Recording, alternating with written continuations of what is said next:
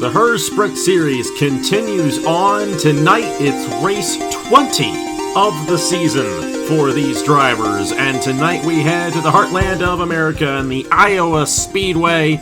This fast-paced 0.875 mile short track in Newton, Iowa, leading up to the first ever Iowa Cup race in the Wawa Cup Series this Friday night. Tonight, it's Sprint Series night in America, once again for the 20th time this season. Only 13 races until we crown a champion. Let's see who gets it done here tonight in the Iowa 150. Hello everybody, this is AG here, and welcome to the Iowa Speedway here for Sprint Series night in America. It's going to be a good race.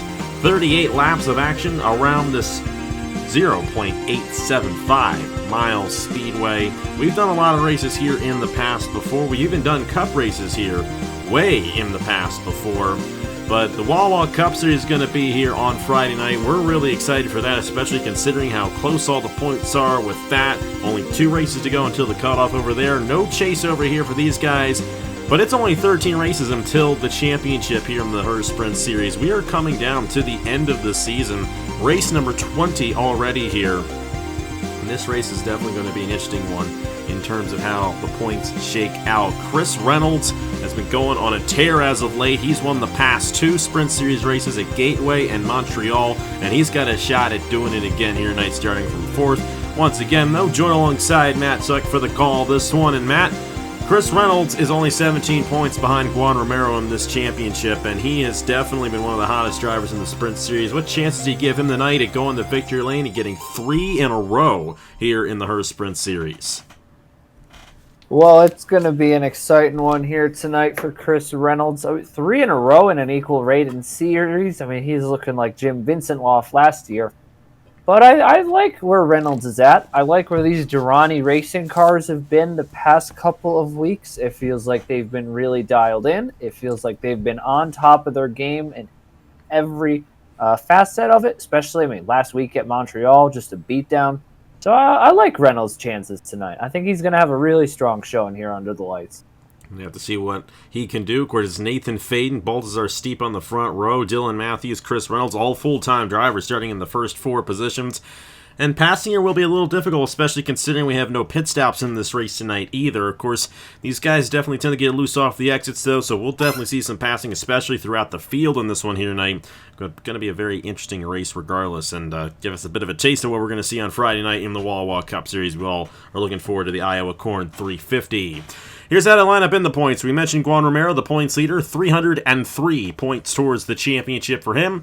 Chris Reynolds is 17 points behind. Nathan Faden, our pole sitter, 31 points behind. Of course, he's still more than a race win worth of points behind the points lead, so only Chris Reynolds or Juan Romero could leave this race the points leader mathematically. Brandon Nelson, 35 points behind. Alexander Rowe is now 40 points behind. Definitely has been a struggle for him, but he is once again back behind the wheel in the 96 this weekend. We got Corey Case, 43 points behind. Baltazar Steep, 46 behind. Vinny Scholes, 52 points behind. And, for Rowe, Case, and Scholes, if they can string together a stretch like Chris Reynolds has, they could definitely have an opportunity. They just got to sign up for the rest of the races, and they will still have a chance at this Sprint Series title. Going to be fascinating to see how that ends up shaking out. It's Nathan Faden starting on the pole position here tonight alongside Baltazar Steep. Of course, Faden had the fastest time in Montreal last week. Dylan Matthews and Chris Reynolds make up row number 2. That's Vinny Scholes in the 93 once again alongside the 69 machine of Duncan Ward. Of course, Duncan Ward was very strong in Montreal last week. At the number 4 machine, and Matt Grice to the inside of Santiago Labarito right there. 02 machine, that is Joey Brown. Joey Brown has been in the 80 machine pretty much every single race this year. Missed out on that one. He's in the 02 this week at the 56 there of Christian Master. Brandon Nelson and the 90 machine of Aaron Abel. At the 57 machine, that is Corey Case. Back in the ride he won at Daytona with. earlier on in the season. He's to the inside of the 13. That is Dylan Walker this weekend. We got the 87 of Juan Romero to the inside of the 25, driven by Leonard Kochmer this weekend. 53 machine, that is Josh Petty to the inside of Stuart Gratton. Anthony McClure to the inside of the 99 of Carson Miller. And then there's Alexander Rose, Skylar Taylor. Only two new drivers. Joshua Brown, the other Brown, Joshua Brown in the 80M. Then the 50 of Matt Black, first career start for him for Appalachian Motorsports. Let's go ahead and get these guys to roll off here in the Iowa 150. And Nathan Faden will be leading us off to the green flag here tonight. But Matt, who do you think is going to get it done here tonight in Newton, Iowa, the Iowa Speedway? Well, I mean, I think there's a lot of heavy hitters in the championship up front, but you're going to need the track position to get it done here. And I'm going to take that 39 Dylan Matthews. She had a rocket ship at Hillside. I think she's going to get it done here tonight, and ERR is going to have a strong night. And that team has been quite strong as well. We'll have to see what she can do there from that third starting position. That's a great place to start here at the Iowa Speedway. Of course, being a short track, we'll have to see what she can do, especially at the start of this race. Only 38 laps here tonight. But still, we're going to see a lot of action on this racetrack. A very high-speed short track. A lot of momentum that definitely impacts how well you run here. You got to be very good with how you maneuver around this place in order to get the win. We'll have to see how it all ends up shaking out. Green flag is in the air. We're underway here at the Iowa Speedway.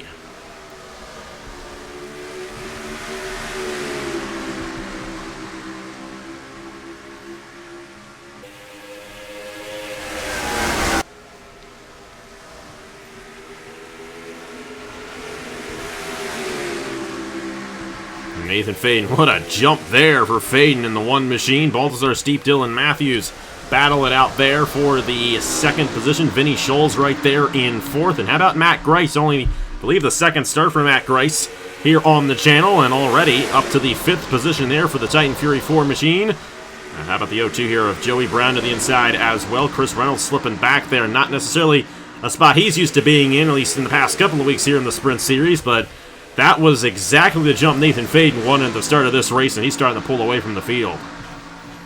Yeah, we have seen these Trackhouse cars at times this season have been absolutely lethal when they're hooked up to the racetrack. Chris Reynolds here, this is a very, very difficult spot for him to be in early on to go into this race. It's just, you don't want to be stuck on the outside here at Iowa. If you don't find your way down to the bottom, that can be a very long night for you. And Reynolds, I don't like where this is heading. Just slipping further and further back from, and about to fall outside of the points. Well, if we had the top 10. Oh, that's true. This isn't the Pro Series, but yeah, Reynolds is slipping back quite a bit right here, and his championship rival, at least at the moment, Juan Romero has surpassed him on the racetrack, and he just got into the wall as well.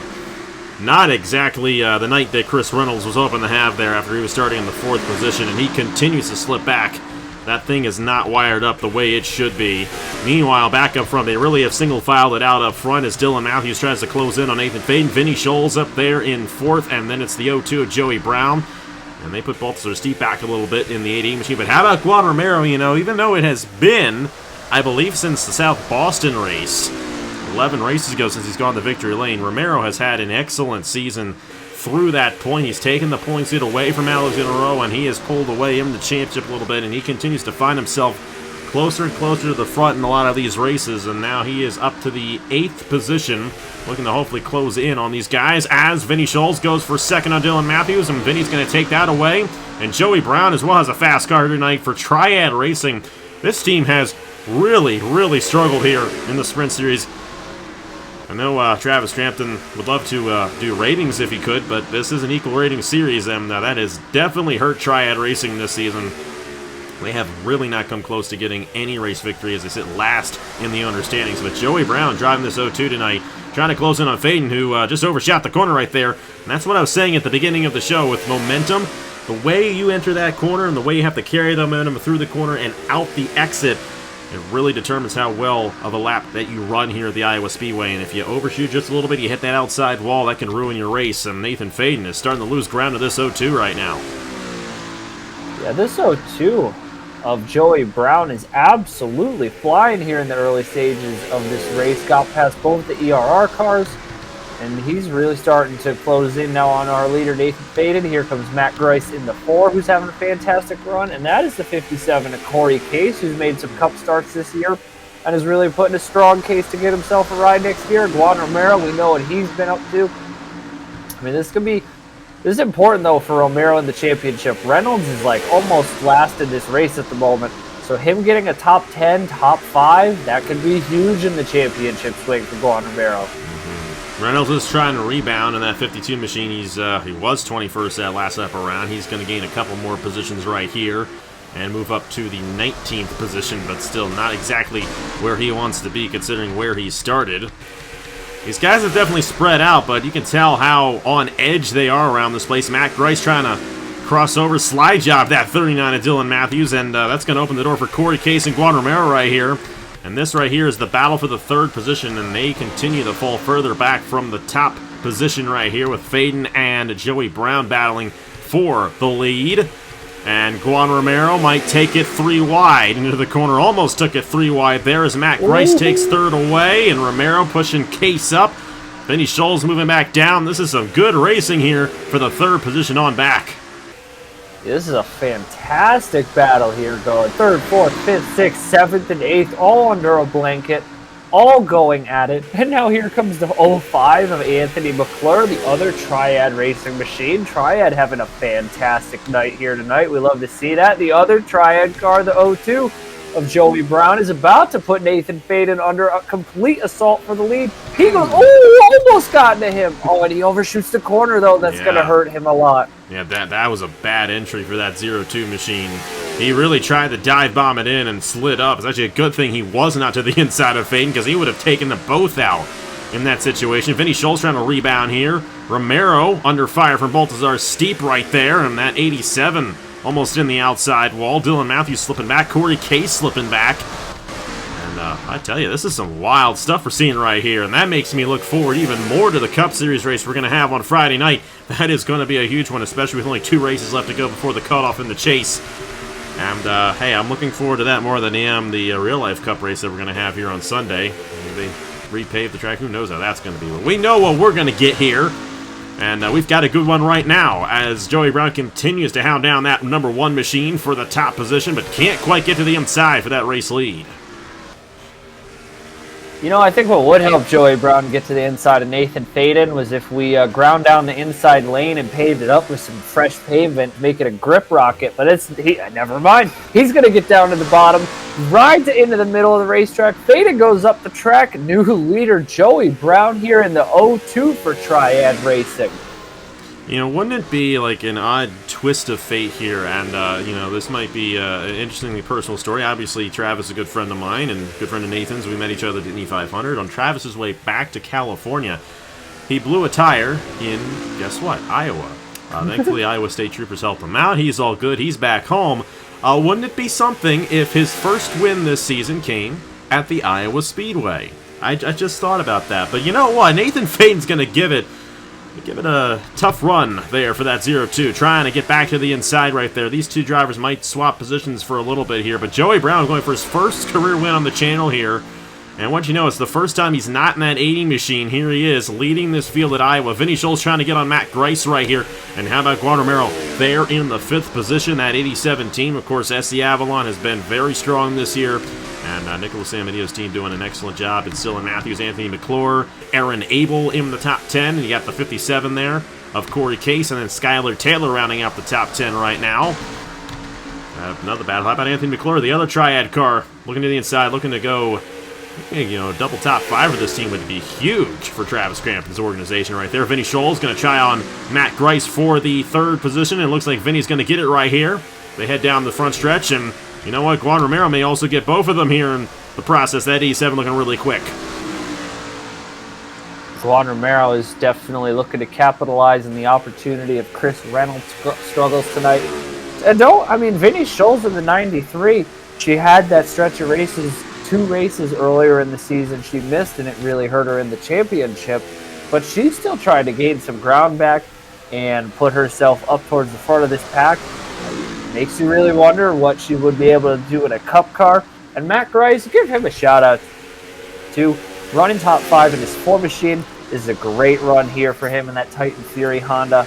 Got some drivers here who are really making some really great runs here tonight. But the two drivers making the best showing tonight, they have been from the Triad Racing stable. Not Nathan Faden. Brown and McClure just absolutely showing out tonight. And Joey Brown may be in position to win this race, especially considering that we have not had a yellow. It doesn't look like we will get a yellow. Of course, then again, anything's possible in the Sprint Series. Anything's possible with any race on the channel. Well, Matt Grice and Juan Romero getting a little wide there off the corner. How about Aaron Abel in the 90 machine? Great run for him here in the Appalachia car. Looking to the inside there. Dylan Matthews trying to rebound. They get around Anthony McClure for position.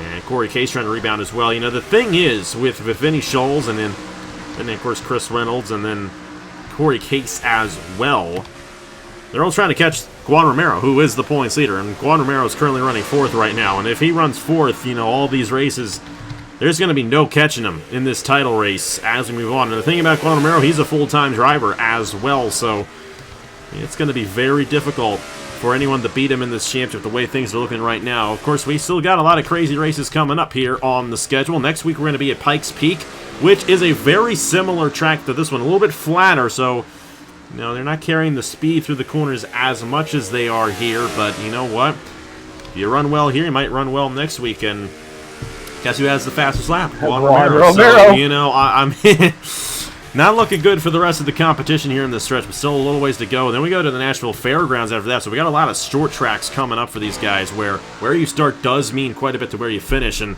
you get a good streak going on these short tracks, you can definitely pull away in the points, especially if you're that 87, the way things are looking right now. But Faden's still there about half a second, though, behind Joey Brown at the moment. Vinny Scholes trying to close in on the top 2 right now, and then it's Juan Romero and then Matt Grice trying to hold on to a top 5. It's going to be, I mean, Vinny Scholes, we saw in the Pro Series, tore up that slate of races. That was not heavily short track, but there were definitely some short track, small races in there, so it's going to be fun to see.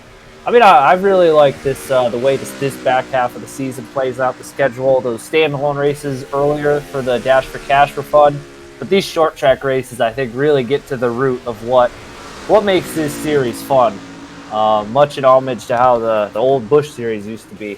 This one in Nathan Faden, Trackhouse has good short track speed. I mean, I don't know if Faden's going to throw it all on the line like Joey Brown almost did, but I don't know. He just keeps lurking. He's not letting Brown pull away, and that's what he needs. And the good thing for Faden, even if it is just going to be a couple points, he is going to gain on Romero in the championship the way they currently run. And so he's another one of those guys. He sits 3rd in points who would love to actually close in Romero and maybe have an opportunity at this title. There's still going to be 12 races left to go in the season once we're out of here tonight. And we got ourselves an interesting slate because we go to a lot of short tracks. We've got ourselves Pikes Peak, which even though it's a mile long, that still acts like a short track. Fairgrounds next week. We also got the IRP as well. That was originally going to be at the end of May. We moved that to July, but we're still going to IRP. And you also got Richmond for these guys as well. So a lot of those, you know, higher speed short tracks where these guys are going to race on. Going to get very interesting. Then you also got Pocono and Indy in there as well. High speed speedways, I guess you can say, that are kind of flat. Those are very unique racetracks. You also got Chicagoland coming up. You know that race is going to be a lot of fun. And, you know, another trip to Daytona coming up. The finale at Darlington, Michigan on the schedule as well. A very wide range of tracks. We also got a Road America and Watkins Glen for these guys as well. So who knows how it's all going to shake out for the rest of the season. But I feel like this race is going to shake out in Joey Brown's favor because he's starting to pull away enough now from that one machine where I don't think he's going to be able to get to it. Now, when the Truck Series was here back in November, I'm pretty sure Triad Racing won this race. Or did he? Or did you guys win it with Blaine Keys? Now, I can't remember. Refresh my memory on that one because I actually think Blaine Keys, and Blaine Keys might have actually won it. I know the Triad guys were strong here, and they were very strong in the Truck Series last year. And have Nathan Stapleton and Logan Williams on their team this year. That's going to be a fun team to watch out for when the Trucks take the green flag at the end of August. It was Nathan Stapleton who won here the last time we were. Oh no, that was season 8. I can't even get my numbers right. So I know Stapleton won here 2 years ago. I think last year was Blaine Keys, if I'm not mistaken. But regardless of the fact, Triad Racing has been strong here in the past, and it looks like they're going to get one here on the Sprint Series here tonight. Of course, then again, too, only 3 laps to go. Anything can happen. We saw what happened at Bristol in the Wawa Cup Series. We saw what happened to Travis Crampton as a driver at Coda in the Wawa Cup Series. It ain't over until it's over, and I'm sure Travis would love to get this win as an owner. Vinny Scholes will have to get second on Nathan Faden. That's actually possible. This 93's closed in on the 1 machine here as this run has gone on. And Vinny might actually get around this 1 machine. We'll have to see. It's 2 laps to go here for Joey Brown in the Iowa 150 in the Herr Sprint Series. Great run for Joey. Nathan Faden, Juan Romero, and Corey Case looking to run in the Cup Series on Friday night. Aaron Abel, Vinny Scholes, of course, counterparts to owners in the Wawa Cup Series. They're ineligible for the hot seat, so going to be fascinating to see. You guys probably going to get Joey Brown in that 11 machine on Friday night. I'm sure you're going to love to see that. White flag in the air for Joey Brown here at Iowa. Down the back straightaway for the final time. A sensational night for Joey Brown. And he's going to hit the final 2 corners perfect on his way home here in the cornfields. Joey Brown gets his first career win on the channel and gets the Iowa 150 win. Nathan Faden, Vinny Scholes, Juan Romero, Corey Case, Dylan Matthews, the top 6 with Matt Grice, Aaron Abel, Anthony McClure, and Skylar Taylor, the top 10. Definitely a fun race, especially when they were bunched up there at the beginning. And hey, you know what? That's something we're going to see in the Wawa Cup Series on Friday night with those ratings all built up. You know it's going to be a wild one, especially with that Chase bubble as well. We'll be leading into the Chase cutoff race 10 days from now from New Hampshire Motor Speedway. That'll be another interesting race. Juan Romero will start on pole at Pikes Peak next Wednesday night for the Herr Sprint Series, ahead of the 0-2 of Joey Brown. If Joey Brown signs up, of course, he's going to start outside pole. And then you got Leonard Kochmer with the 3rd quickest time, Nathan Faden and Vinny Scholes. Take a look at the rest of the fastest lap running order right there. And, of course, all the drivers who return next week will start in the order of the fastest lap from this race. What's up with your boy Stuart Gratton with the slowest time? Thought you guys were supposed to be better than that. Anyways, Joey Brown, he was pretty good here tonight. Gets the win at the Iowa Speedway ahead of Nathan Faden, Vinny Scholes, and Juan Romero. And what are you looking forward to on Friday night with this Iowa Corn 350? 88 laps for the Wawa Cup Series, guys. And, you know there's going to be a lot of points racing going on in this race coming up in a couple of days. Yeah, this is a very fascinating track for the Cup cars. Passing is pretty tricky, but it can be done. I think track position ultimately always comes down when these short track races is king, and it's going to be really fun to see the battle between drivers who are outside the bubble, well over the bubble, right on the bubble, to see who throws it all on the line Friday night. And it's going to be really fun when Grattan Autosports goes 1, 2, 3. We'll have to see what Joey Brown can do in that 11 machine. I have faith in Matt Tuck and Ludovic Charette, of course. The Sprint Series driver. I mean, heck, that car's finished top 5 in a couple of races this season, so wouldn't be as much of a surprise. Well, hey, thank you so much for watching. As always, signups for Pikes Peak coming up in just a couple of minutes right here on the channel at 7:30 p.m. Eastern Time. And going to be fun to see who gets into that one. Only 12 races remain here in the Herr Sprint Series for the 2024 season. And, hey, we're closing in on the end of this season already for these guys. And you know what? It's going to be fun to see who gets it done in terms of the championship. Speaking of which, here are the points for the Herr Sprint Series after 20 races. Juan Romero going to still be the points leader, of course. And we will see you guys next week from Pikes Peak. We're going to be at Iowa on Friday night for the Wawa Cup Series Iowa Corn 350. That's going to be Friday night at, I believe, 9 p.m. Eastern Time, right here on AG the channel. Thank you so much for watching once again. On behalf of Matt Tuck, congratulations to Joey Brown, and I will see you guys later.